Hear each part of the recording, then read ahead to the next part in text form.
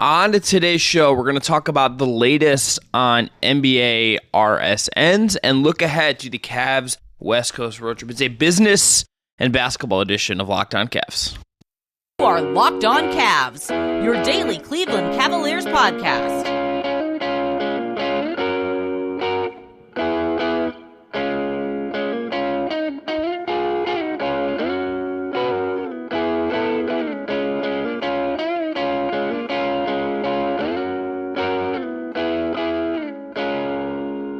Today's episode is brought to you by FanDuel. Make every moment more. Right now, new customers get $150 in bonus bets with a $5 moneyline bet. That's $150 if your bet wins. Visit FanDuel.com/LockedOn to get started. I'm Chris Manning. That is Evan Dammarell. We, as always, have Jake Stevens on the back end of production. Today's show is going to start by talking about the latest on NBA regional sports networks. That includes Bally Sports Ohio. And then we're going to talk about the Cavs West Coast road trip. They have an interesting slate coming up here. They'll play in Oklahoma City on Wednesday. They'll play the Kings, the Warriors, and then Portland. And they come back and get the Pistons in an in-season tournament game. So a busy stretch for the Cavs when they go on this little trip and then when they come back. A pretty winnable stretch for at least two of these games. Should be easy dubs, dare I say. But Evan, Regional Sport Network, let's start there. The NBA and Diamond Sports Group have a deal that came out via bankruptcy court filings, as these are wont to do right now, where the NBA games will be on Bally Sports Regional Sport Networks for the rest of the season. That seems like it will expire at the end of the season, no matter how long they're supposed to last. The teams affected include the Cleveland Cavaliers, the Dallas Mavericks, the Pistons, the Wolves. There's a bunch of teams, mostly all small market teams, sounds like the Miami Heat. When I look at this, Evan, and I think about what could come, I get potentially excited for people to maybe, just maybe, have a world where they could perhaps get a easier way to watch their favorite basketball team. That feels like a very doable thing here if Bally and whatnot just kind of goes away at the end of the year.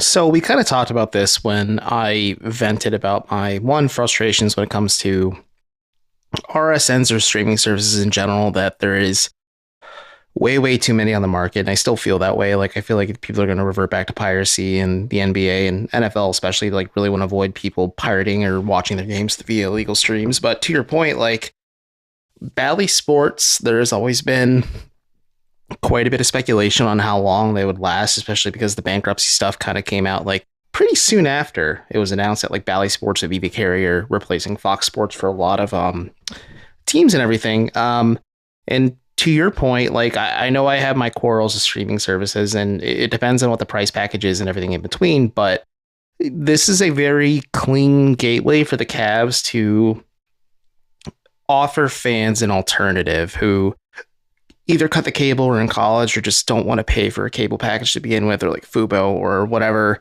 the next streaming cable service, quote unquote, will have the stranglehold of the sports market. So yeah, this is an opportunity for them to do that. And I think it's always just kind of been the logical path for all of these teams to go. The Suns are the latest to do it, and the Clippers have been doing it for a little while now. And it just makes too much sense for teams to do on this, because then you control 100% of the profits and revenues and like advertising deals and things like that too. Like, there's a lot of opportunities you can nestle in here, but yeah, I mean, it makes sense, like just to create like a dedicated streaming application or service. And I know the Cavs like already have an app to begin with, like they build that within the application itself or something. Like, it makes a lot of sense. And then you just kind of expand from there, and maybe like you add in tie-ins like the Chase Down is like a feature of it, or like the Wine and Gold Radio with like Rafa and Shoji and those guys are included on it. Like, there's a lot of opportunities to grow this and kind of maybe tie together like a lot of the stuff the Cavs have been doing in like the digital space in the last few years, and then just really put the bow on this whole entire package because the team is now part of it.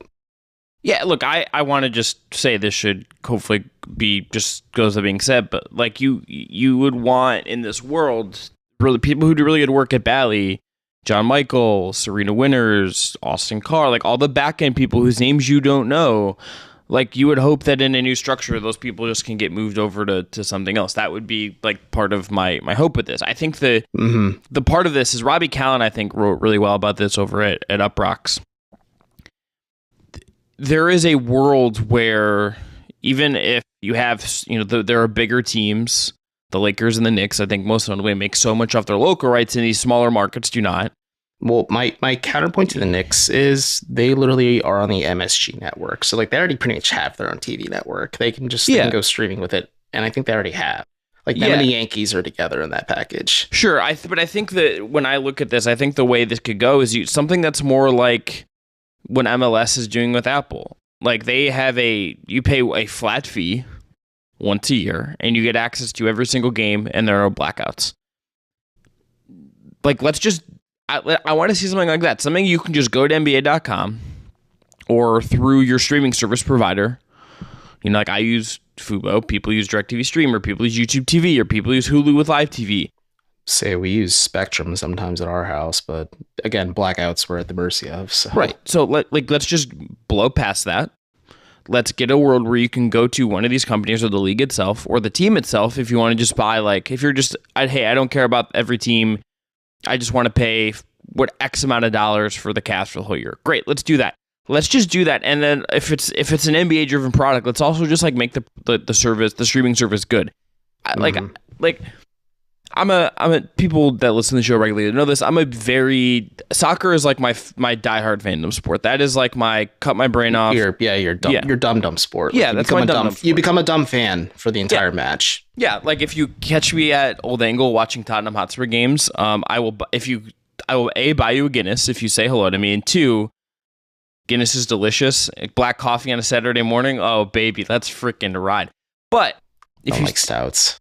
I don't like stouts. I just like Guinness. I don't like stouts. I just like a Guinness. Can't explain it. Am I mentally ill? Yes, but the whole other question. The streaming service options you have for soccer, like there's a ton of Premier League games on Peacock. It just works. MLS on Apple. I don't know how successful it's been for the league or like what the numbers are. I know some of the early returns were not great. But like it just works. The UX works. Like it is an easy use. You use NBA League Pass, and it's garbage. It's a garbage product. It's garbage. I was watching. Such a bad service. Yeah, I was watching games Friday in my apartment with a friend of the program, Danny Cunningham, and we kept having to quit the app to restart watching a game. It's a useless product. Just give me something that works. I will gladly pay for it. It's like just give me something that works. Give me something that gives me access to teams. Give me something that gives people something that they just want. This feels like the best opportunity the NBA is ever going to have, Evan, to actually just make something that works for the people that want to watch the games. Yeah, I agree. And like, to be fair, looking at like European soccer on an international stage completely dwarfs the NBA in terms of overall demand, like worldwide, but there is a multi-billion-dollar product that the NBA has here, and there's a clear demand for all their teams 1 through 30.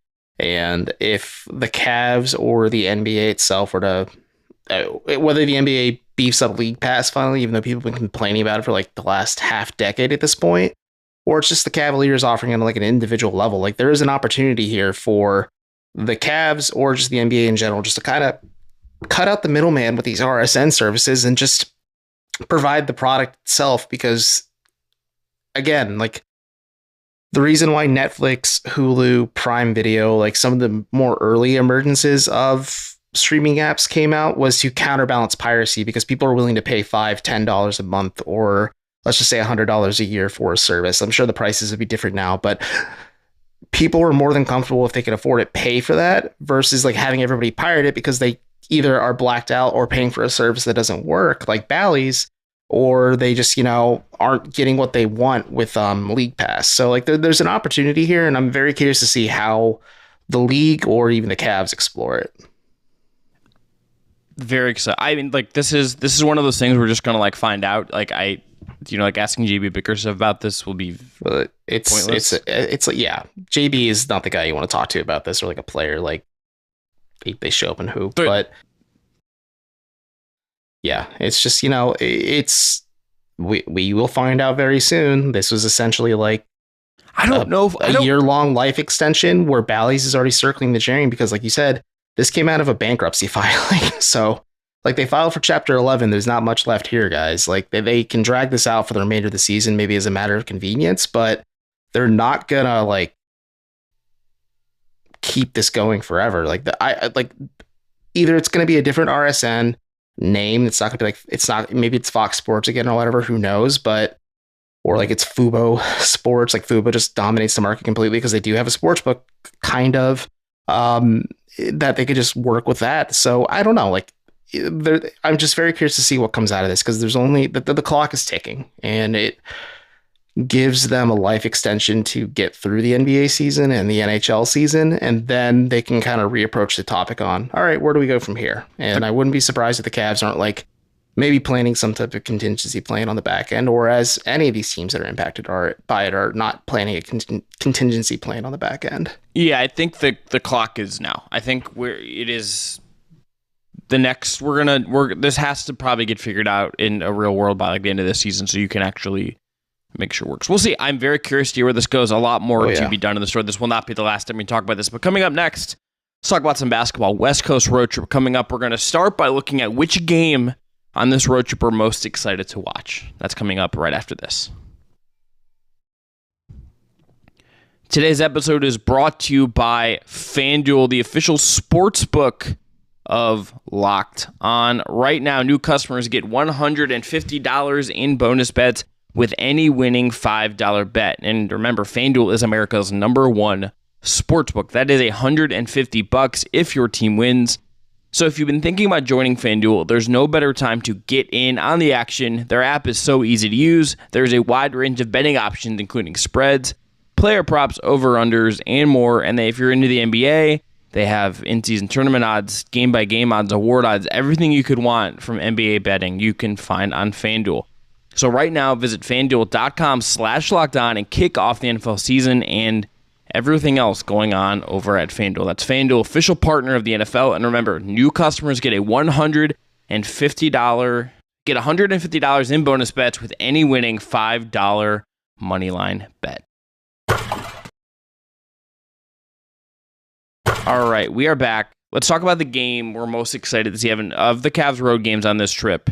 It is at Oklahoma City on Wednesday. It is at Golden State on Saturday, at Sacramento on Monday, and then at Portland next Wednesday, the 15th. Which of those 4 games on this little West Coast swing are you most intrigued by? Well, I will only be watching 2 of the 4. I have prior commitments. Well, yeah, you're getting married, so but the Warriors game's nil, and I will be in the middle of nowhere, Ohio, recharging my brain for that Monday game. But if watching the replay after the fact, if De'Aaron Fox is back, I'm most excited for the Kings game, but it's probably the Thunder game, just to be completely transparent. Like, Chet Holmgren almost had a triple-double with blocks, rebounds, and points. I'm curious to see how the Cavs kind of defend him, and it's interesting to see, like, the Cavs kind of get these mini pseudo-series with these West Coast or Western Conference teams because, like, they played Oklahoma City to open the season. They just played Golden State at home before they hit the road. Like, there are little footnotes here where the Cavs can like maybe change and adapt to figure out what did or didn't work against these teams and maybe try something different. Plus, also just against the Thunder, like no discredit to the Warriors, but the Cavs are semi-fully healthy. They don't have Isaac Okoro in that matchup, but it should be a fun one just because like I think the Thunder are just such a fascinating team with how big they are. And they are kind of a foil to how the Cavs play on the perimeter. And I want to see what does JB do to maybe change things up because they only lost by 3 points at home to Oklahoma City. Like what do the Cavs do to maybe get quote unquote revenge on the Thunder? And I'm interested to see like the chess that goes behind that. I think that's a great pick. I think the first game that we saw between these two teams really stood out. I think that first game, you can look at it and say, okay, we saw some things, and then the Cavs are healthier this time around. What does round 2 look like with added bodies into there? I think that would be like a very easy answer to pick. And I think that if it weren't for the Warriors game, very fair pick. I think I would go that. De'Aaron Fox being back, I think would certainly pick that one. He is going to miss Wednesday's game against Portland. The Kings have been utterly awful with him not playing. You can go look at their on and off numbers. You can look at any metric possible. They've been horrendous. They just had an incredibly embarrassing loss against the Rockets without Fox. Fox is back. That was a game last year that, in retrospect, I feel like I put more weight into, just because when the Cavs lost out there last year and Fox had a really great finish to that game, we didn't know. And then go back later and it's like, oh, right, that team's awesome. He was the clutch player of the year, all that stuff. The Warriors, it's the Warriors. That team is awesome. They are at home. But they saw each other closer, and the Cavs were at full strength that game.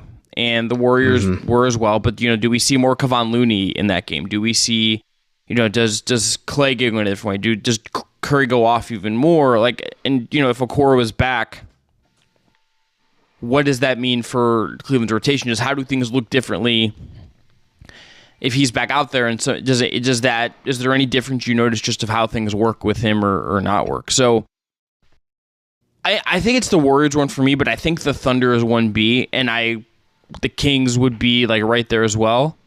That's the clear answer that this not is just the Blazers game, because that game, that team stinks, and the other three teams. The team does they do stink, but as someone who enjoys Scoot Henderson's game and Shaedon Sharp's game, they have some fun young dudes, and I like to watch them play. And I'll be frank, I'm not staying up to watch the Portland Trailblazers every night, but if they're watching the team or playing the team I cover, yeah, I'll tune in. That's fun for me. Just from I agree. They're the lowest on the list, but at least I'll find some enjoyment from the sickoness that is the Cavs playing the Portland Trailblazers at 10 p.m. on a Wednesday night. So yeah, well, we'll check it out and see how it goes. But I agree with the ranking. The Warriors made a compelling argument. Andrew Wiggins had a bad game against Cleveland. Does he bounce back? Klay Thompson is still I'm figuring out what he is as a player.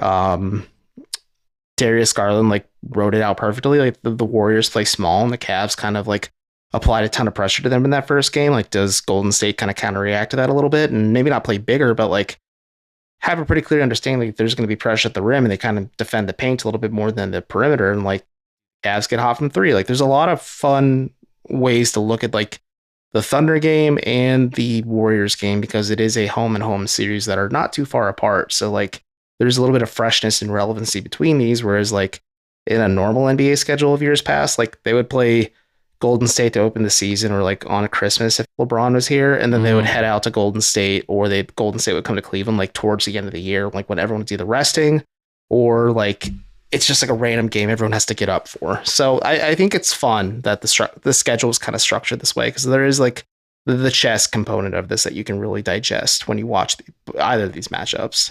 Yeah, and look, I'm a Scoot guy. Just you watch that team play. They've had some injuries. Evan, do you know off? I just looked at the general manager of the almost general manager of the Cleveland Cavaliers is coaching that product. Don't undersell him. It was almost president of basketball operations, Chauncey Billups. My apologies, Chauncey. Yeah. What a time that was. What a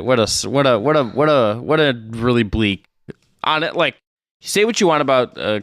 If you want to have critiques of Kobe Altman, I think that's fine. Yeah, 0% question they're worse off. There's another running the organization. There's another timeline where Kobe Altman is running the show. It's Chauncey Billups, and things could be quite different. It could be Isaiah Thomas running the Knicks a few years or something like that. It could be ugly. Scoot Henderson this year, love him. He's shooting under 1% from three. Yeah, he's not playing great, but he's just a physical freak that plays point guard. And if you are a regular listener to the show, he's also tall and lanky.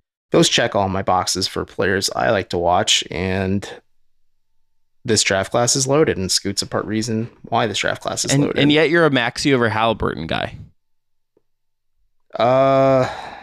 You were on that one show. I was. I do like Maxey more than Halliburton, especially because I feel vilified now that he's been killing it for the Sixers, but I don't know. I just wanted to get a reaction. That's all I was going for. I think Kentucky dudes are just John Calipari doesn't do a great job hyping up his players, so you have to really look at the intangibles of them. So really good piece in The Athletic this week about what's up with John Calipari as a coach that I would recommend go reading. All right, coming up next, basketball wise, what to watch for on this road trip.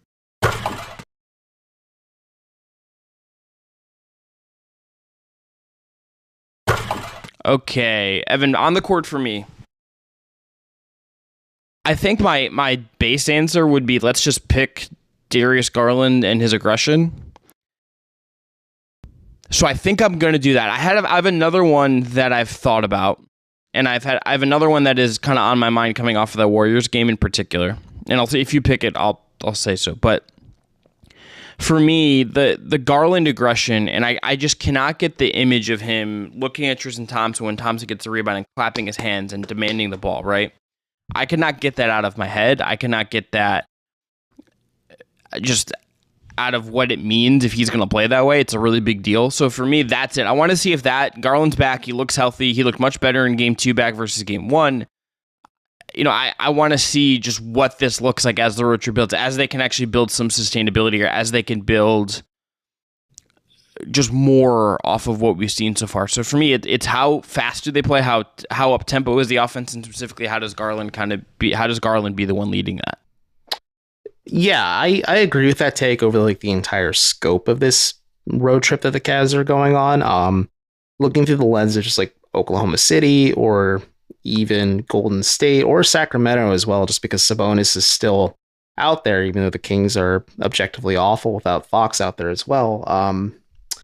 Just curious to see how the Cavs kind of defend some of these interesting matchups, whether it's Chet, who really did bully them in that last game, a very quiet game. SGA is always a threat to go off. And then you look at the Warriors game, there's Steph, there's Chris Paul, who didn't have a great game, Andrew Wiggins, who didn't have a great game, but Klay Thompson still gave you good numbers. The Warriors, the Cavs kept Golden State an arm's length away, but that was at home. Are they able to replicate that because they maybe have something that the Warriors don't, or just an ability to kind of keep the Warriors arm's length away that they could explore as well? And then you look at the Kings game, Sabonis is kind of the player you hope Evan Mobley becomes in terms of playmaking and passing, and just also I don't want to discredit Domantas Sabonis either. He's a very unique player and deservedly so, deserves his own praise, but how do the Cavs kind of defend that? Because everything's going to be heliocentric around him when the Cavs play Sacramento. That's what I'm looking at over the grand stretch of this. But the Garland thing is interesting just because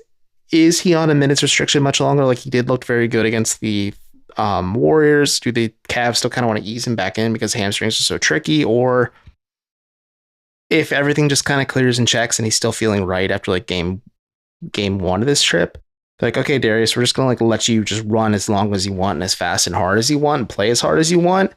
And they just kind of let him play himself back into shape. And ditto for Jared Allen. He shared with me at practice before they hit the road that he was sucking wind against the Pacers in his first game back. And then against the Warriors, he eventually found his win, but he's still playing himself back into shape too. How does he look as this trip evolves to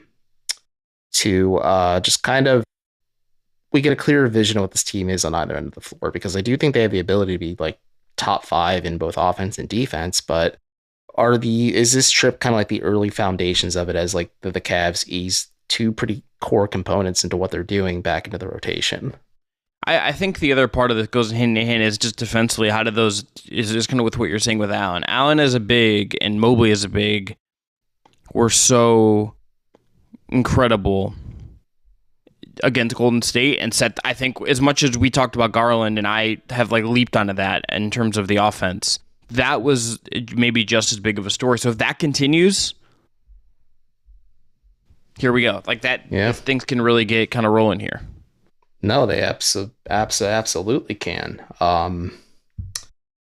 Yeah, I'm just interested to see how they get things rolling, and also figuring out the dichotomy between him and Mitchell. The Cavs have leaned on Donovan pretty heavily to deliver them scoring in buckets and bunches when they needed it most. But we talked about it after the Warriors game, Darius Garland was the most impactful player for Cleveland on the floor, even though he was not efficient and he wasn't really at 100% out there, but he was the most impactful player just from playing fast and hard the whole time, and kind of put the pressure on Golden State and made things easier. And I'm curious to see what the evolution in next phase, and then we talked about this heading into the season, what the evolution in next phase is for this duo, and they do have a year under their belt now, but maybe we start seeing the early visions of it. Is it not your turn, my turn type of basketball, which I don't think they play, but more so how do they find that even blend where they're both satisfied with what they're getting on the court every night, And maybe just like when Garland's a little healthier, like does he kind of take the reins as like the alpha to Donovan Mitchell's alpha personality as well? And we get a nice Chicago Bulls situation on our hands, but not as toxic. Yeah. No 3 alphas would be good. I'd laugh. If anyone ever utters the words 3 alphas again, like that team needs to like immediately trade all of those players. Well, you better check their YouTube history to make sure they're not watching Andrew Tate stuff. So what's in there? I'm Chris Manning. That is Evan Dammarell. Back at you on. I'll be back Wednesday recapping the game. Evan's going to go take a little break as he's getting married. I will be with you the rest of the week. And early next time, I'm a guest or two popping in as well to talk all things Cleveland Cavaliers. Jake Stevens, as always, will be in production. Thanks again to FanDuel. Everyone enjoy Wednesday's game. I'll talk to you after it.